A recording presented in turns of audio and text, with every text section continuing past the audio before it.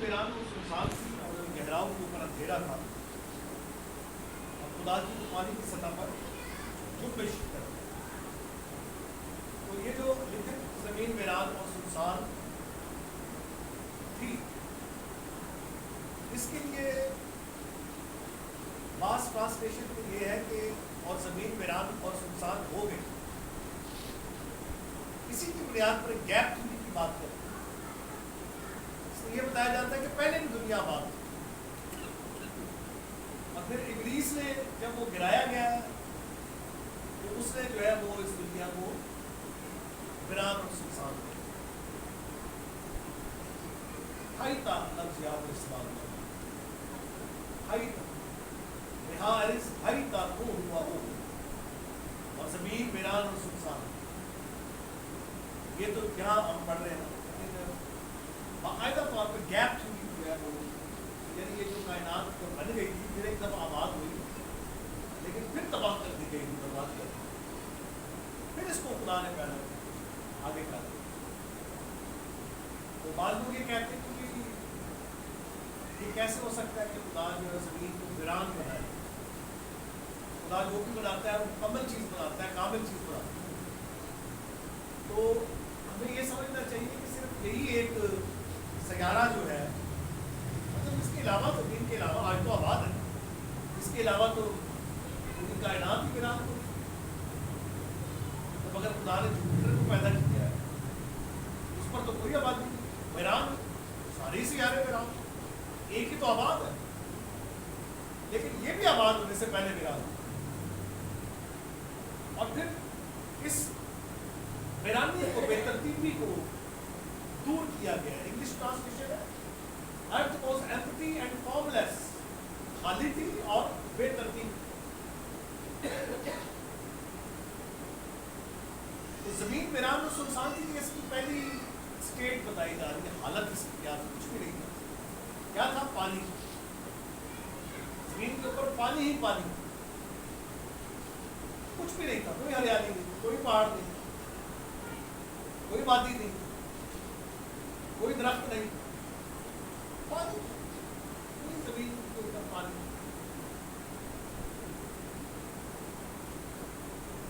جس کے سبب سے ویرانہ تھا, ہر طرف ویرانی. اور گہراؤں کے اوپر اندھیرا تھا. گہراؤں کے اوپر اندھیرا تھا مطلب جو پانی ہے یہ اسی کی بات ہو رہی ہے. گہراؤں جو ہے پانی کی طرف انسان, سنسان, ویران اور اندھیرا.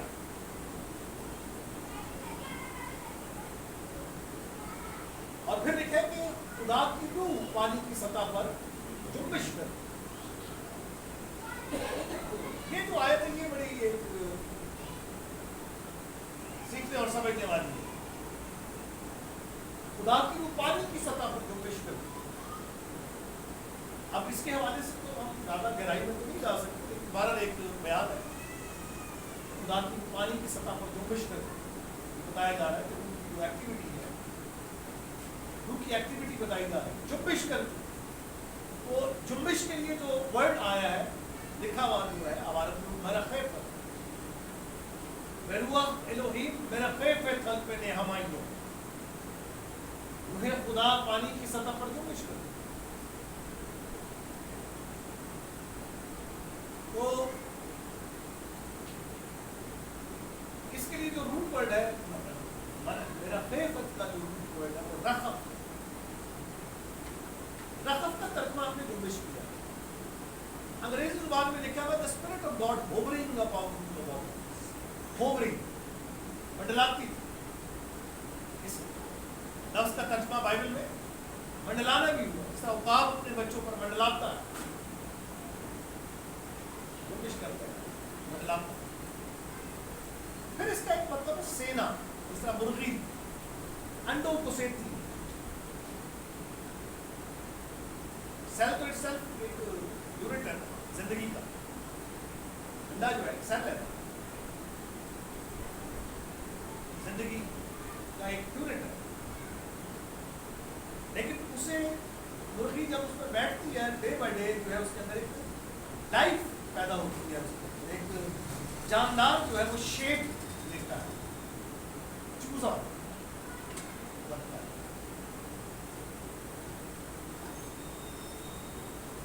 تو اسی طرح روح خدا جو ہے وہ کریشن میں جو اس کا رول ہے وہ ہمیں نظر آ رہا ہے. تخلیق میں روح خدا کا رول یہ ہے کہ پانیوں کے اندر روح خدا نے اپنی جنبش سے ایک ایسا اثر پیدا کیا کہ پانی کھڑے پانی میں جاندار پیدا ہو سکے. لیکن پانی کو کہا کہ تو جانداروں کو پیدا کر, لیکن اس سے پہلے روح کی جنبش نے یہ قوت اور قدرت جو ہے پانی کے اندر پیدا کی. اور پھر یہ خدا کی روح کا جو ایک ہے نا ترکیب ہے, خدا کی روح اضافت ہے, یہ اضافت تجلیسی ہے. اضافت تجلیسی توضیحی اور بیانی کی یہ قسم ہے, اور اس کا مطلب ہے اس کا جو تعریف ہے وہ یہ ہے کہ دونوں, یعنی اگر چاندی کا قلم ہے یا سونے کی انگوٹھی ہے, سونے کی انگوٹھی اور چاندی کا قلم, چاندی کے قلم کی ماہیت کیا ہے اور چاندی اپنی ماہیت میں دونوں سیم. خدا کی روح کے حوالے روح خدا, روح اللہ کا ذکر ہوا, لیکن وہ مسیح کا ایک نام ہے روح خدا, بائبل میں نہیں ہے, قرآن مجید. تو خدا کی روح جو ہے یہ تیسرا روح ہے,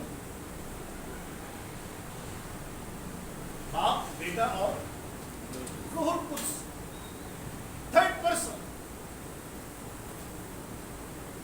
خدا کی روح پانی کی سطح پر جنبش کرتی تھی. لفظ روح, روح جو لفظ آیا, روح الوہیم, اس روح کا مطلب یہ جو لوگ روح کی شخصیت کے قائل نہیں ہیں, روح کو شخصیت نہیں مانتے, یہوہ وٹنس جو ہے روح کو شخصیت نہیں مانتے, وہ یہ کہتے ہیں کہ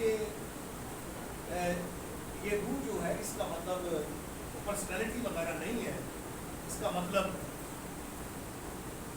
ہوا, تیز ہوائیں پانی پر چلتی. خدا کی روح, خدا کا دریا, آپ کو ایک لفظ ملتا ہے مطلب بڑا دریا, خدا کا شہر, بڑا شہر مراد ہے. خدا کی روح سے مراد تیز چلنے والی ہوائیں.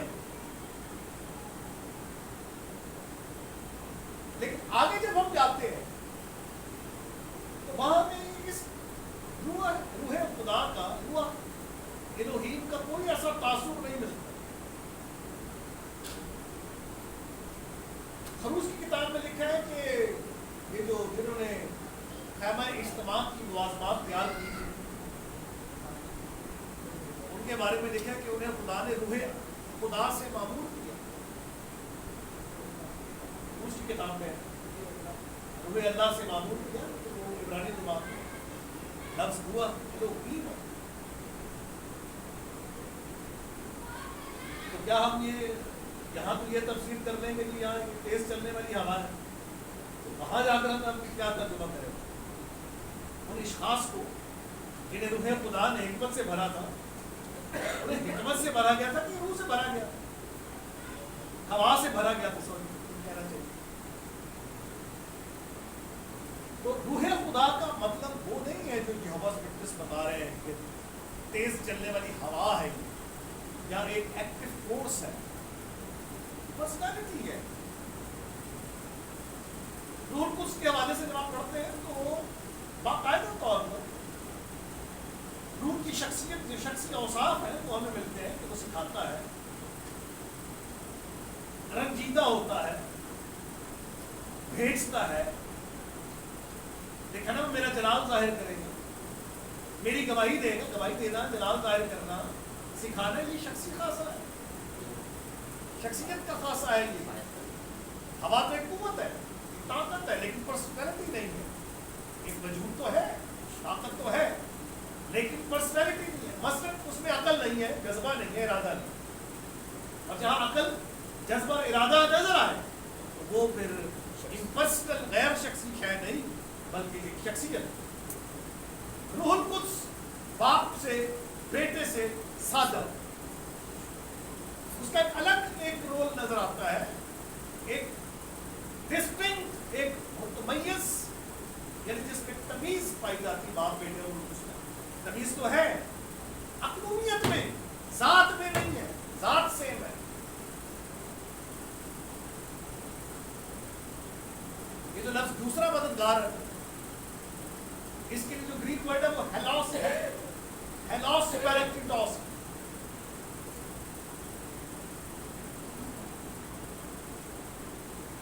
جس کا ترجمہ ہم نے کیا ہے این ادر کمفرٹر.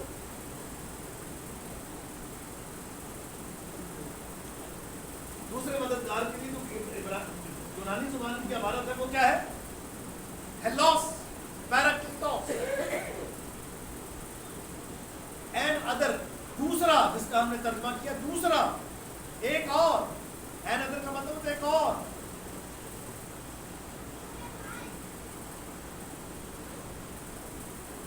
اور ایک اور لفظ استعمال ہوتا ہے این ادر کے لیے, وہ ہے ہیٹروس. ہیٹروس, ہیلوس پیراکلیٹوس کا مطلب ہے same kind of another. ہیٹروس کا مطلب ہے different kind of another. ہیلوس مین پہلے کی مانند ذات میں, جوہر میں پہلے کی مانند, لیکن این ادر دوسرا. اور ہیٹروس کا مطلب فرق قسم کا دوسرا, جس کا جوہر ہی فرق ہو. لیکن ہیلوس لفظ یہاں استعمال کرنے کی دانائی یہ ہے, حکمت یہاں یہ ہے, مسیح یہ بیان کر رہے ہیں کہ روح القدس ہے تو مجھ سے ممتاز, لیکن میری مانند کا دوسرا. میری مانند, ان مانند ہونے میں جو مشترکہ خاصیت ہے وہ کیا ہے, سبسٹنس ہے, جوہر میں ایک ہے, جو جوہر اس کا ہے, جو میرا ہے وہی اس کا. تو یہ بائبل مقدس سے یہ باتیں جو ہے حاضر. اب کوئی شخص یہ کہے کہ اگر یہ تیسرا روپ ہے خدا کا تو سمجھ میں نہیں آتا. یہ ماڈ نہیں ہے. Holy Spirit is not the mod of third mod of God. روح القدس تیسرا روپ نہیں ہے خدا کا. امپاسبل, غلط بات, غلط تفسیر ہے, غلط تعلیم ہے. جیسس بولنے والوں کو ہوش کے ناخن لینے چاہیے, اس طرح کی تعلیم نہیں دینی چاہیے. یہوہ وٹنس والوں کو روح القدس کے بارے میں غلط بیانی نہیں کرنی چاہیے. بائبل کیا کہتے ہیں, روح القدس کا تعارف بائبل کے پاس کیا ہے. بائبل یہ کہتی ہے کہ وہ خدا. ہماری کتاب میں 5ویں باب میں جب انجنیا اور سفیرہ کا جو معاملہ ہے تو وہاں پر پترس رسول نے کیا کہا, تم نے خدا سے جھوٹ بولا, تم نے روح القدس سے جھوٹ بولا. اور یہودیوں کے نزدیک روح القدس کوئی اجنبی شے نہیں تھی.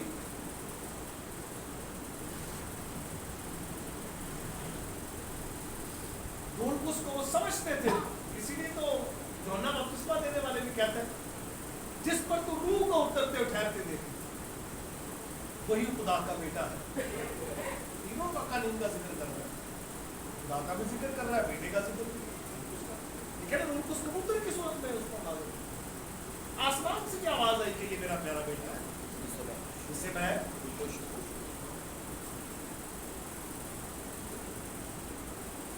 یہ چیزیں بائبل مقدس کی ہمیں حوالے کھول دوں گا تو کچھ ٹائم زیادہ ہوگا. آپ کیونکہ سمجھتے ہیں, بائبل پڑھتے ہیں. روح القدس پرسنالٹی ہے. اور بھی چیز والوں کی یہ دلیل یہ ہے کہ روح القدس کی گفتگو نہیں ہے باپ اور بیٹے کے ساتھ. اچھا مجھے یہ بتائیں, کیا مسیح نے یہ نہیں کہا تھا کہ وہ مجھ سے ہی سن کر, جو سنے گا وہی کہے گا, گفتگو کے بغیر ہی عمل ہو جائے گا. دیکھا میں نے, مجھ سے سن کر تمہیں خبر دی, تو گفتگو کے بغیر تو یہ نہیں ہو سکتا. نمبر 1. نمبر 2, روح اور دلہن کہتی ہے آ. کس سے کہتی ہے روح, کس سے کہتی ہے؟ یہ دعا ہے نا, تو کس سے کہتی ہے روح, یہ کس سے مکالمہ کرتی ہے؟ باپ سے. اب مسیح کہہ رہے ہیں باپ سے درخواست کرتی ہے. کیا ایک روح دوسرے روح سے درخواست کرے؟ اگر ٹرپل رول بھی ہے تو نہیں ہو سکتا، ممکن نہیں ہے کہ ایک رول ایک بتدریج ہوتا ہے، ایک وقت میں ایک ہی ہوتا ہے. مختلف اوقات میں وہ 3 ہو سکتے ہیں لیکن ایک وقت میں 3 نہیں ہو سکتے. ایک وقت میں 3 اقنوم ہی ہو سکتے ہیں.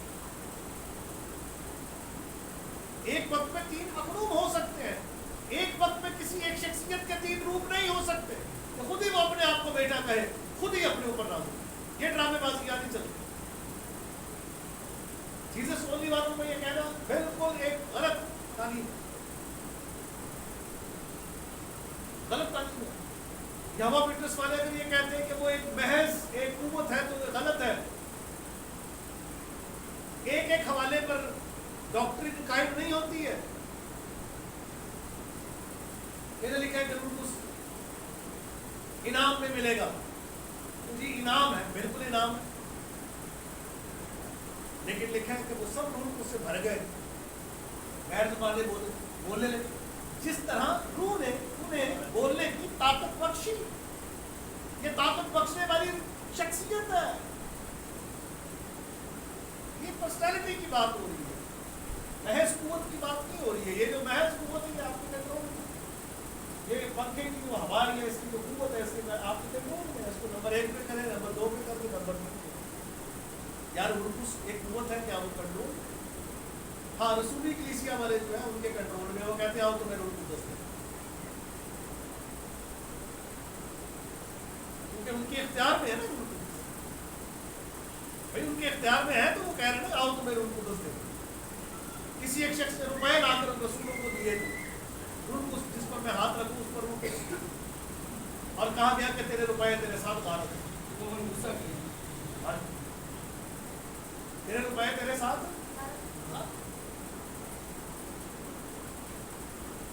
روح القدس نہ تو خریدا جا سکتا،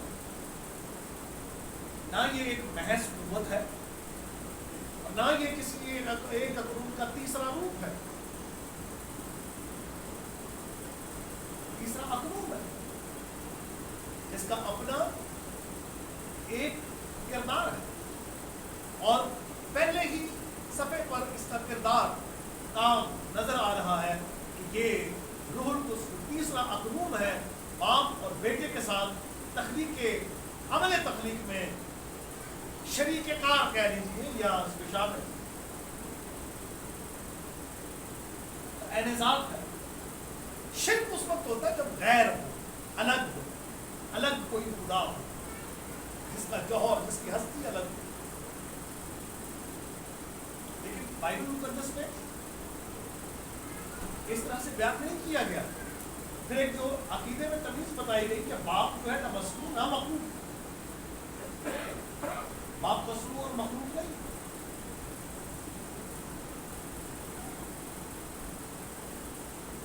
مولود بھی نہیں، نہ مولود ہے، نہ مصنوع ہے، نہ مخلوق ہے، نہ مولود ہے. بیٹا مصنوع نہیں ہے، بنا ہوا نہیں، مخلوق نہیں، کسی نے خلق نہیں کیا اس کو، خلق نہیں کیا گیا، بلکہ مولود ہے. 2 حوالے 8:42 یوحنا، میں باپ میں سے نکلا دنیا میں آیا ہوں. دوسریوں کا خط پہلا باپ 15 آئے، وہ اندیکھے خدا کی صورت اور تمام مخلوقات سے پہلے مولود ہے. زبور نمبر 2، تو میرا بیٹا ہے، آج تو مجھ سے پیدا ہوا. میکا کا صحیفہ 5واں باب 2 آئے، اس کا مصدر زمانہ سابقہ قدیم الایام سے ہے.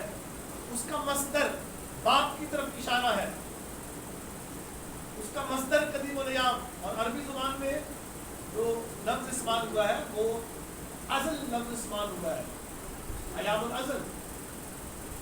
مخارجہ منذ قدیم، منذ ایام الازل، یہ اس کا مصدر ازل سے ہے. اگر کہیں مصدر ازلی ہے تو صادر جو اس سے ہوا وہ بھی ازلی ہے.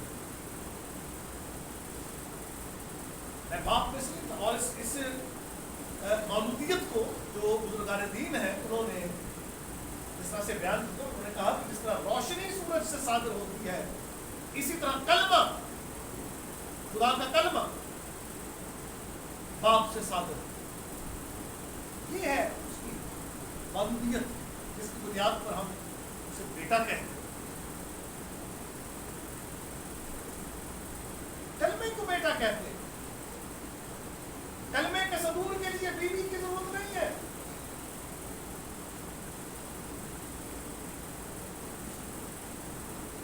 سمجھ آئی کہ جملہ سمجھ آیا؟ کلمہ جو آپ کے منہ سے نکلتا ہے اس کے لیے کوئی شادی کی بیاہ کی بیوی کی عورت کی ضرورت ہے؟ یہی بات ختم ہو جاتی ہے. یہی بات ختم ہو جاتی ہے. زیادہ بحث کرنے کی ضرورت نہیں ہے. کلمے کو ہم بیٹا کہتے ہیں. ہم اگر بیٹے ہیں تو کلمہ نہیں ہے. ہمارے بیٹے ہونے میں مسیح کے خدا کے بیٹے ہونے میں بہت بڑا فرق ہے. زمین و آسمان کا فرق ہے. لیکن لفظ سیم ہے نا. بیٹا فوراً کان کھڑے ہو جاتے ہیں بیٹا لفظ ہم بھی کہتے ہیں. ہم بھی ایسے لوگ کفر یا کلمات کہتے ہیں, بدعت کہتے ہیں. تو یہ کہیں کہ جسمانی طور پر کوئی بیٹا پیدا ہو, بات ختم ہو جاتی ہے. جب کہتے ہیں کہ خدا روح ہے بحث. یہ لوگوں کو بتانے کی ضرورت ہے کہ ہم بیٹا مانتے ہیں لیکن کن معنی میں مانتے ہیں. ہم کلمے کو بیٹا کہتے ہیں.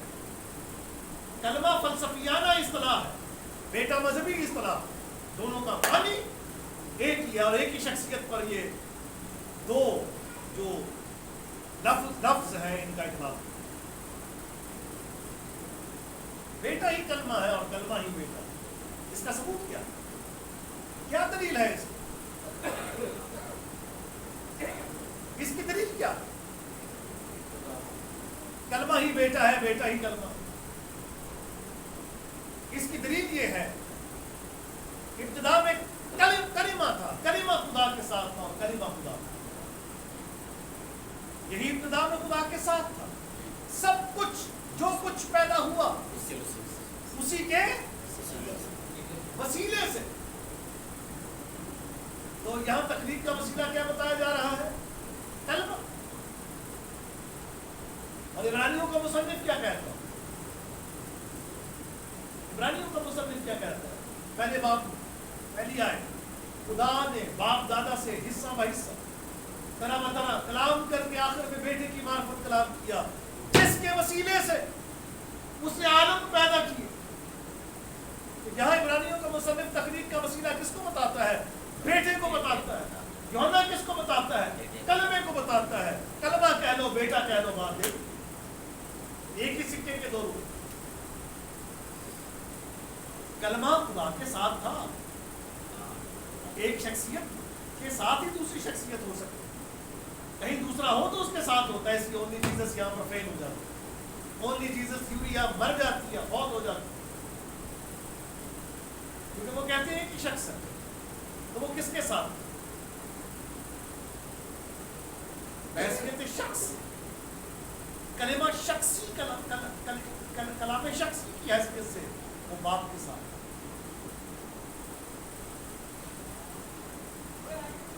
یہ ڈفرنس کرنا بہت ضروری ہے. اس بات کو سمجھنا ہے تو بات نہیں کرنی ہے. وسیلہ ہے. وسیلے کا مطلب یہ نہیں کہ مطلب وسیلہ اسی کے وسیلے سے, یعنی وہی خالق کائنات ہے. اور پھر لکھا کہ وہ مجسم, کلام مجسم. اور اس تجسم میں وہ کیا ہو گیا پھر دیکھا کہ بہت سب کی ایجاد کے ساتھ انسان بنا.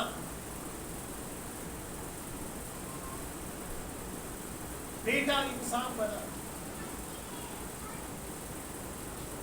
کلمہ مجسم ہوا ہے. باپ بدن بیٹا نہیں بنا. بیٹا بدن نہیں بنا. پتہ نہیں کہاں سے بدن بیٹے کی چیزیں لے آتے, صرف اور صرف تسلیس کی ترتیب کی خاطر یہ بڑا بلنڈر مارا جاتا ہے. بدن بیٹا بدن نہیں ہے, کلمہ ہے. بدن تو آدم کا پیدا کیا گیا ہے، جانوروں کا پیدا ہے، بدن تو جانوروں کا ہے، خدا کا تو کوئی بدن نہیں. اور اگر خدا کا بدن ہوگا تو پھر خدا بدن والا ہوگا. پھر پیدا کون ہوا اور مرا کون؟ خدا ہی پیدا ہوا، نہیں مر گیا. جو پیدا ہو مر جائے وہ تو خدا ہی نہیں ہو سکتا. جو پیدا ہو اور مر جائے تو وہ تو خدا ہی. خدا تو وہ ہے جو نہ پیدا ہو نہ مرے، نہ گھٹے نہ بڑھے، نہ بدلے، اپنے قول میں اپنی ذات میں لا تبدیل. خدا تو اس کو کہتے ہیں. تو اس طرح کے جو خیالات ہیں غلط خیالات، بائبل اس کو پروف نہیں کرتی. روح خدا کا مطلب روح خدا ہے بس. اور یہ باپ اور بیٹے سے صادر ہے. باپ اور بیٹے نے روح اس کو بھیجا ہے. اگر انسان کی ایجاد کے اس منصوبے کو پایہ تکمیل تک پہنچانے کے لیے روح القدس مسیح کا قائم مقام ہو کر آگے بات کرتا ہے، کام کرتا ہے. رسولوں کے اعمال جو ہے دراصل یہ روح القدس کے اعمال ہے. بھرا پڑا ہے روح القدس، پہلے صفحے سے لے کر پورا اعمال بھرا پڑا ہے. بلکہ میں کہوں گا پوری بائبل بھری پڑی ہے. دو ہی تو چیزوں کا نزول ہے، ایک کلام نازل ہوا، پھر روح نازل. باپ کبھی نازل ہوا؟ باپ نازل ہوا؟ نزول کلام کا ہے، نزول روح کا. کہ روح کس تم پر نازل ہوگا اوپر سے، عالم بالا سے. اور عالم بالا پر کون رہتا ہے؟ کس کی رسائی؟ خدا. روح اس عالم بالا سے اگر آیا تو پھر کیا ہے؟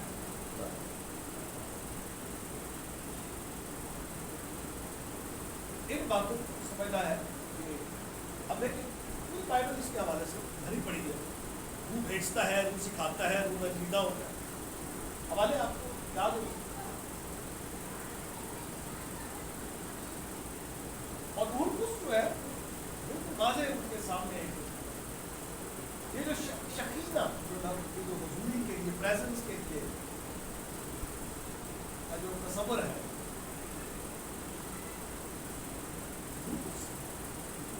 یہودیوں کے یہاں بھی شکینہ یہوہ، داوار یا میمرا، اور تیسرا لفظ استعمال کرتے ہیں وہ Shakina, presence of God. And actually, Holy Spirit is presence of God. روح القدس presence of God. اور اس کا حوالہ آپ کو کہاں پر ملتا ہے؟ تیری روح سے بچ کر میں کہاں جاؤں؟ پاتال میں بھی ہے اور آسمان سمندروں کی گہرائی. یا واضح طور پر اس زبور کے اندر روح القدس کا حوالہ ہمیں مل رہا ہے. تیری روح سے بچ کر کہاں جاؤں؟ تو یہ روح القدس کی لامحدودیت کی طرف اشارہ بہت جگہ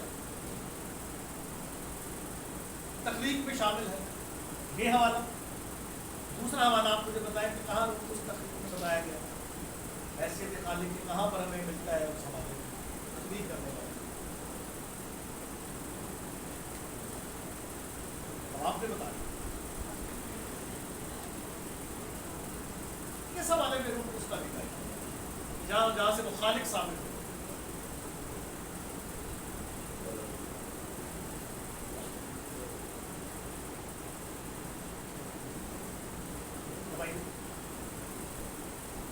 بھول گئے 33:6 پڑھیے جلدی سے نکال دیں. 33:6 نکال دیں. زبور 33:6.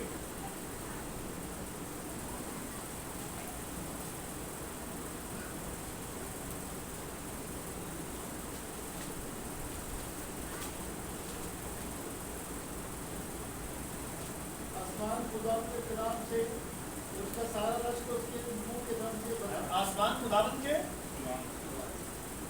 कलाम से और उसका सारा लश्कर उसके मुंह के दम। तो यहाँ दम लफ्ज है, इब्रानी जुबान में रुआह लफ्ज है। इसका तर्जुमा क्या बनेगा? पढ़िए एक दफा।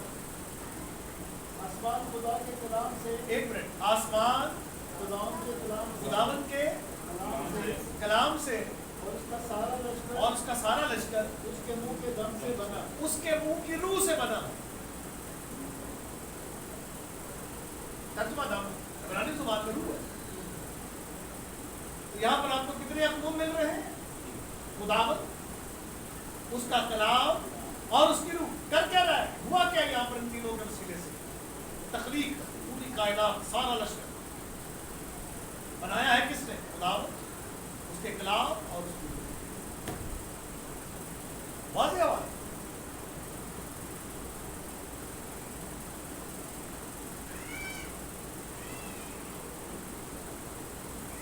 तीनों अकारीब इसमें। और फिर इतराज़ इसके कीदे में बाप भी खालिक, बेटा भी खालिक, रूह भी खालिक। कहाँ? तीन खालिक नहीं बल्कि एक ही खालिक है। वाई? इसलिए कि सबस्टेंस एक है साहब। तीनों का जो सबस्टेंस है वो एक। ये बात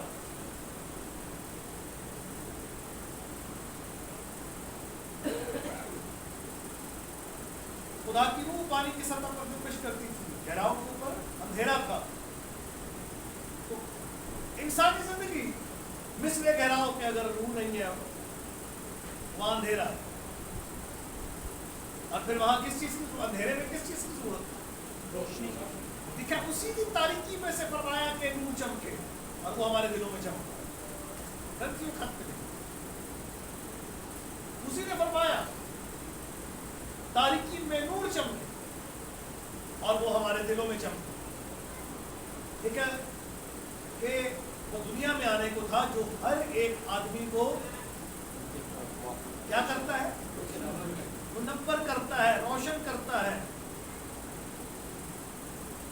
हम मुनव्वर किए गए।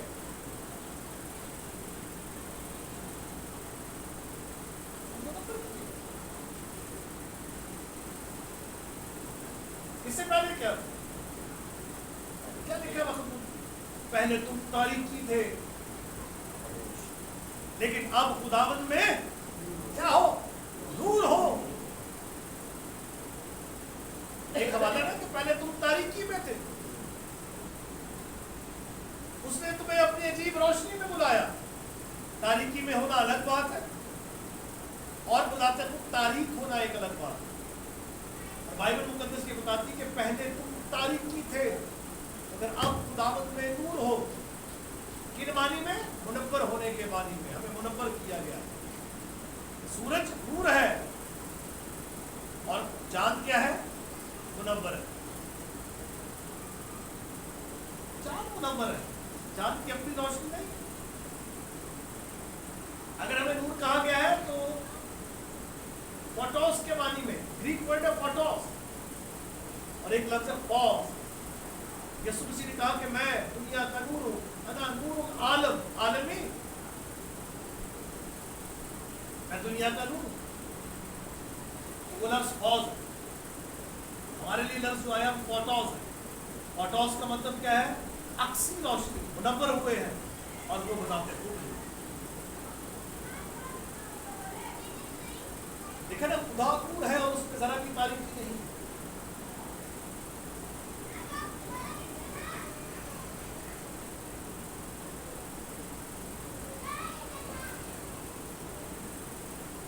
और फिर ये तलकीन की गई है कि बस नूर के फर्जंदों की तरह चले।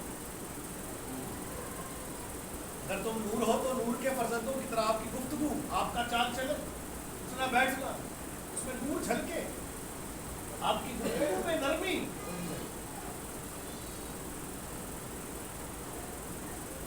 अगर आप उताए रहेंगे, अगर आप बुलाते रहेंगे लोगों के साथ, ये क्रिश्चियन एटीट्यूड, उनका फल मोहब्बत, खुशी, इत्मीनान, तहम्मुल, नेकी, ईमानदारी, फिर परहेजगारी। 9 फल, रूह का फल मोहब्बत। रूह का असर सबसे पहले एक मसीही की जिंदगी में क्या क्या पैदा करता है? रूह की जुम्बिश, रूह का नजूल, रूह का हमारी जिंदगियों में रहना। 3 बातें देखें कि तुम रूहुल कुद्स का मक़दस हो। ये जो आपकी शख्सियत है, आपका बदन, आपकी जान,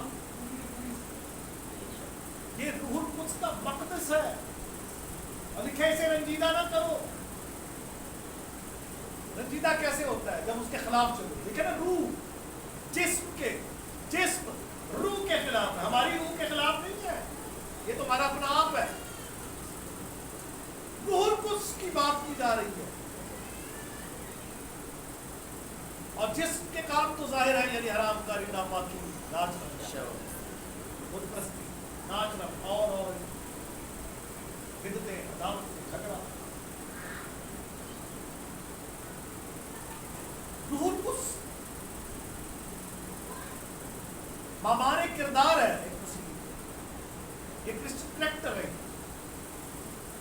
उनका फल मोहब्बत, खुशी, इत्मीनान, तहम्मुल, नेकी, ईमानदारी, हिल्म, परहेजगारी। ये क्या है? 9 फल क्रिश्चियन करैक्टर है। ये मसीही किरदार, यानी जिसमें आपके बदन से ये तमाम चीजें जाहिर होगी। तो मोहब्बत के अगेंस्ट क्या आप कहते हैं? नफरत। नफरत मसीही किरदार का हिस्सा।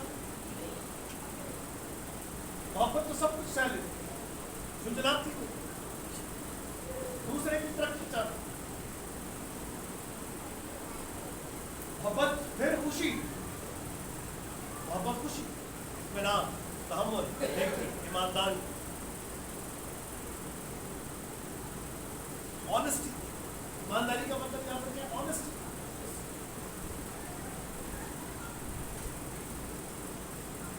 छोटी से छोटी बात में भी ऑनेस्टी होनी चाहिए।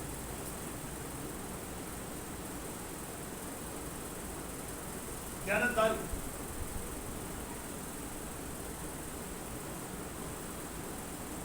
ज्ञानदारी जो है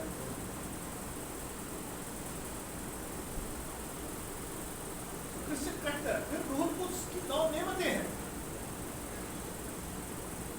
अगर तख्लीक में, मादी तख्लीक में रूहुल कुद्स हमें किरदार नजर आ रहा है, तो रूहानी आलम में भी उसका किरदार, जबरदस्त किरदार नजर आ रहा है। बाप का काम है बेटे को भेजना। बाप और बेटे ने रूहुल कुद्स को भेजा, बेटे ने कफारा दिया, और रूहुल कुद्स ने आकर जो किया है वो तो समझना बहुत जरूरी है। 5 खिदमतें कलीसिया में रखी हैं। किसने? रूहुल कुद्स ने।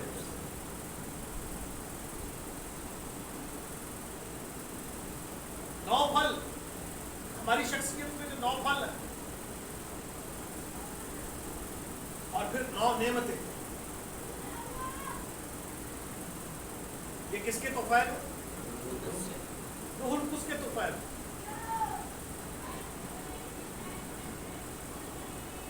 इस चीज को समझना बहुत, रूहुल कुद्स के साथ चलना बहुत जरूरी है। रूहुल कुद्स से बात करना बहुत जरूरी है।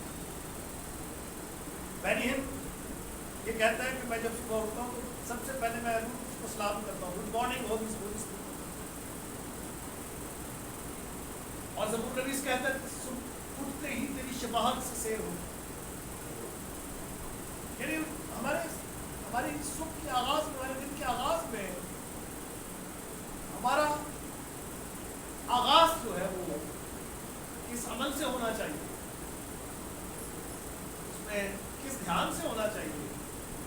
दुनियावी ख्यालात से नहीं, दुनियावी ख्यालात से नहीं होना चाहिए। खाने पीने की सोच, क्या जी खाते खानी है कि पावे खाने, की पूरियाँ खानी, पराठे खाने, बस वही ज़्यादा सोचे पहले कर दिया वक्त क्या था। तो चलो हमारे यहाँ तो वो पापे कुछ खा लेते थे, केक रस खा के,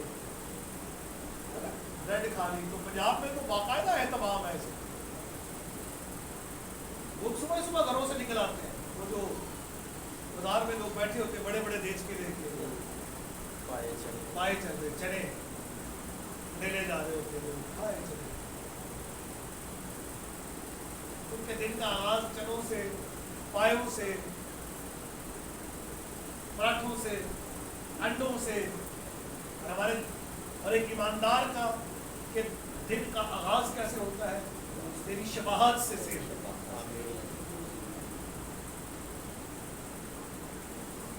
सब तो पहला उठ के मोबाइल पे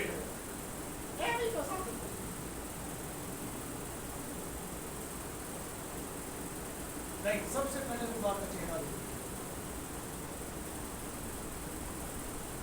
सुबह उठते ही हमें रूहुल कुछ से गुफ्तगू करनी है,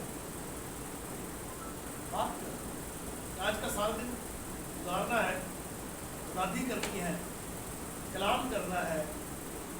और जब इस तरह से फिर जिंदगी गुजरती है, फिर लड़ाई झगड़ा फसाद, हसद, गुस्सा, बुराइयां यही पैदा होती है इंसान, बेचैनी, इस तरह।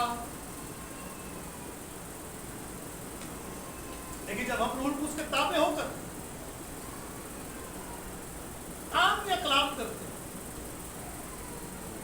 कलाम तो पहले भी करता रहा मदरसे, लेकिन जब ईद पेंटिकोस्ट के दिन कलाम किया उस दिन 3000 हुए कर। कहते हैं कि रूह से भीगा हुआ एक ही लफ्ज किसी गुनहगार की सारी जिंदगी को बदल देने के लिए काफी है। रूह को से भीगा हुआ हो, जिस तरह रोटी तेल में चोपड़ी जाती है, घी लगाया जाता है, एक घी वाली रोटी, एक घी से बगैर, घी के बगैर वाली खुश्क रोटी। हम खुश्क ना हो, हम तर तर रूह उसकी तरी नजर आया। गीत गा रहे हो तो रूह उसकी तरी। देखिए, मसा के सबब से जुआ तोड़ा जाए, मसा जब होगा तो जुआ टूटेगा, मसा नहीं होगा तो तकरीर होगी महज।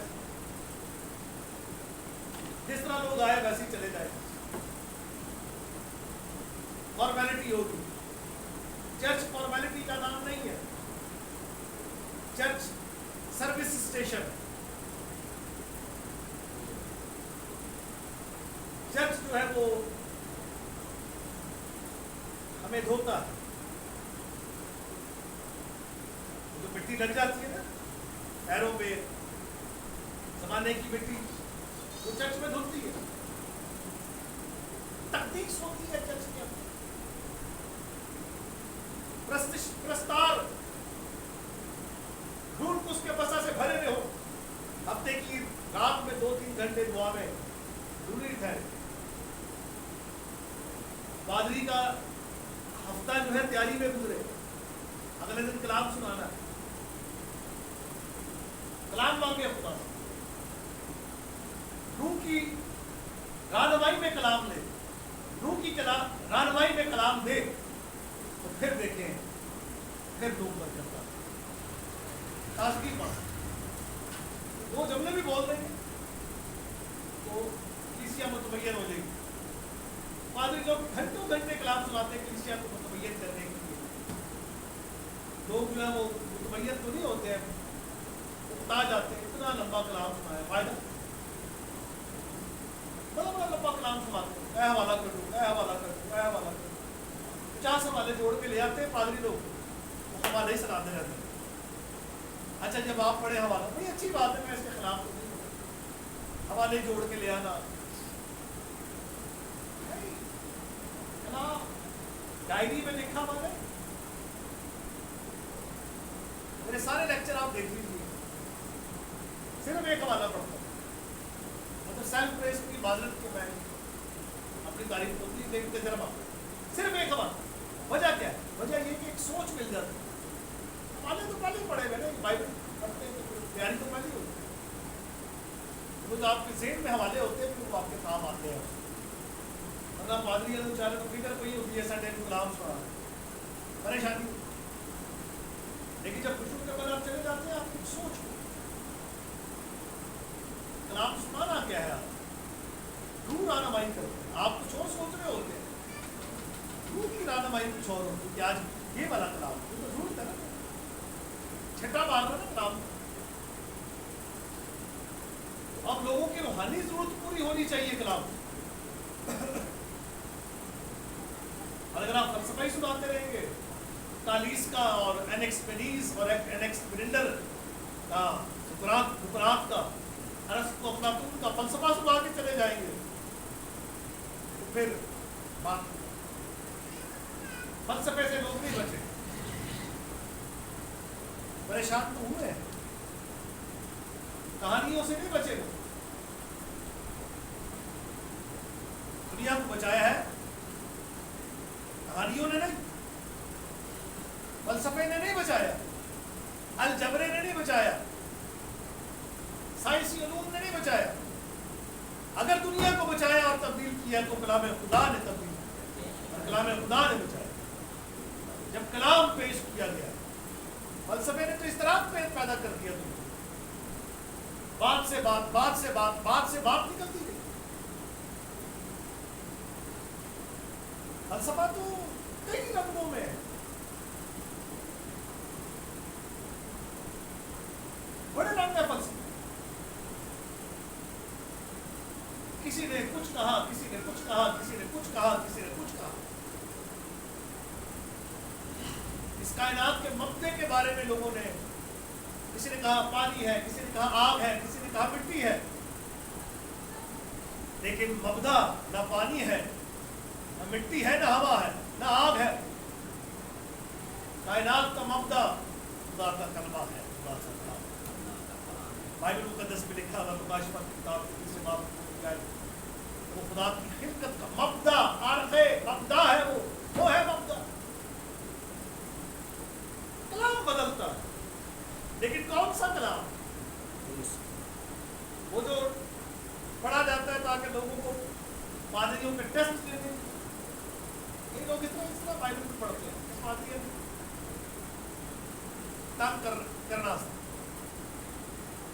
سوال پوچھتے ہیں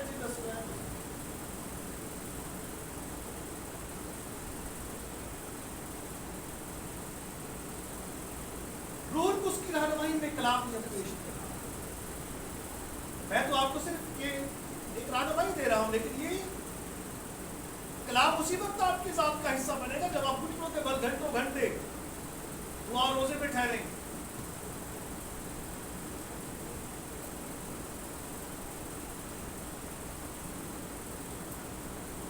ایسے کی خدمت گزاری بہت مشکل تھا ہاں بڑی آسان اگر روح میں ہو اور جسم میں ہو تو بہت مشکل بڑا مشکل کنٹرول ہوتی ہے لیکن جب روح کام کر رہا ہو مجھے آپ یہ بتائیے کہ جب یہ کھانا کھلانا تھا 4000 روح القدس کے بغیر ممکن تھا کس طرح سے خدا کے روح نے ان کو کنٹرول کیا ترتیب سے بیٹھ گئے 4000 لوگ 4000 منہ سے کہنے والی بات ایک بہت بڑی جگہ لیکن وہاں روح کو اس نے کام عید پینٹیکوست کے دن روح کو اس نے کام کیا 3000 لوگوں نے توبہ کی ہم اپنی پوری زندگی میں شاید 3 لوگوں کو نہ بچا سکیں 30 لوگوں کو نہ بچا سکیں لیکن پطرس کے پہلے ہی کرسچن سرمن نے کیا خوب کام کیا 3000 اور جب روح القدس کی رہنمائی میں کلام سنایا جاتا ہے تو تب دلوں پر چوٹ لگتی ہے دلوں پر اگر روح کی جنبش اتنی ضروری نہ ہوتی تو ذکر ہی نہ ہوتا اگر روح کی جنبش کی اتنی ضرورت نہ ہوتی تو ذکر نہ ہوتا کیا ضرورت تھی یہ کہنے کی کہ روح خدا کی پانی کی سطح پر جنبش اس کے بغیر بھی تو بیان آگے چل سکتا لیکن تذکرہ کیا خدا کا ذکر ہو رہا ہے یہاں خدا فرما رہا ہے، اور یہ کلام لفظی نہیں ہے، یہ کلام تکوینی ہے۔ کلام تکوینی کا مطلب ہوتا ہے خلق کرنے والا کلام، اور خلق کرنے کا جو خاصہ ہے وہ دوسرے اقنون سے وابستہ ہے۔ خدا اس کا بیٹا اور اس کو جو ہماری ویرانیوں کو دور کرتا ہے۔ ہماری زندگی میں ویران سنسان کے بعد، لیکن روح نے آ کر کیا کیا؟ اجالا کر روشنی، ہمارے اندر وہ اثر پیدا کرتا ہے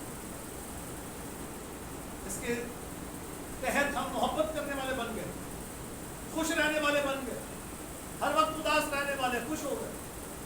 حجاب کی شادمانی جب ان کی ذات کا حصہ بن گئی تو وہ ہر وقت خوش رہنا شروع ہو، تعامل آ گیا، مہربانی آ گئی، ایمانداری آ گئی، علم آ گیا، پرہیزگاری۔ یہی ہے نا ہماری گواہی ہے۔ خدا تبدیل کر دیتا ہے، بدل دیتا ہے۔ اور جس طرح مادی دنیا میں روح اس کا کردار ہے، روحانی عالم میں بھی روح اس کا ایک بہت بڑا کردار ہے۔ اور خدا نے دیکھا کہ روشنی اچھی ہے، اور خدا نے روشنی کو تاریکی سے جدا کیا، اور خدا نے روشنی کو تو دن کہا اور تاریکی کو رات، اور شام ہوئی اور صبح ہوئی۔ پہلا یہ ساری باتیں سیکھنے والی ہیں، تو تفسیر میں بھی یہ ساری باتیں آ جاتی ہیں۔ تو روح خدا کا جو کردار ہے اسی سمجھنا بہت ضروری ہے۔ اور یہ آپ کی ہوم ورک یہ ہے کہ آپ نے روح اس کے کردار پر، روح اس کے کام پر، روح اس کی شخصیت پر کام کرنا ہے۔ لیکن یہ کردار، کام، شخصیت، روح اس کی شخصیت، روح اس کے کام، روح اس کا کردار، اسائنمنٹ بنائے۔